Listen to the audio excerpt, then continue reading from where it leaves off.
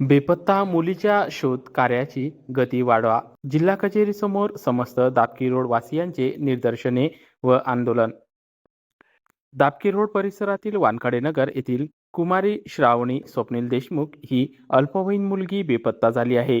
सदर प्रकरणाची बातमी सर्व सोशल मीडिया व पेपरमध्ये सुद्धा आली. या प्रकरणी पोलीस स्टेशन दापकी रोड येथे रिपोर्ट सुद्धा करण्यात आला, परंतु 8 दिवस झाले तरीही मुलीचा शोध लागला नाही. दापकी रोड पोलीस संत गतीने काम करीत असल्याचा आरोप यावेळी करण्यात आला.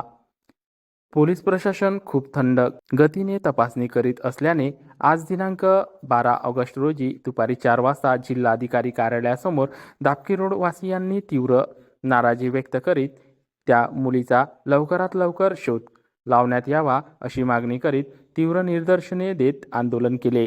याबाबत तेथील नागरिकांनी आपली प्रतिक्रिया दिली. पाहूया त्यांची प्रतिक्रिया.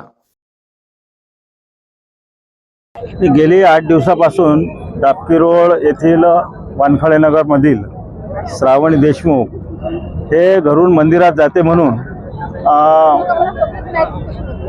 लापता झाली. आज गेले 8 दिवस झाले. आज श्रावणीचा कुठेही पत्ता लागत नाही आहे, ते कुठं ट्रेस होत नाही आहे. आज या ठिकाणी सर्व पक्षीय आणि सर्व दापकी रोडवासी लोक या ठिकाणी आले होते. त्यांची मागणी हे होते की ज्या पद्धतीनं कासवगतीनं हा तपास होत आहे याला कुठेतरी गती मिळाली पाहिजे आणि एक नाबालिग मुलगी जे 15 वर्षाची आहे तिला तात्काळ शोधून तिच्या आईवडिलांच्या हवाली केलं पाहिजे.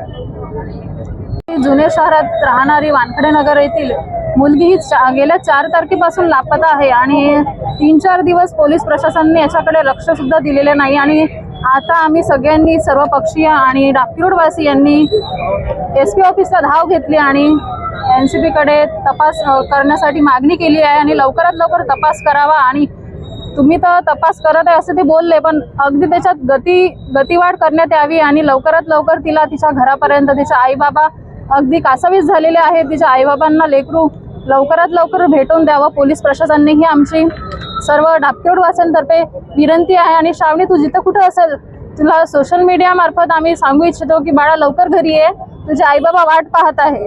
धन्यवाद.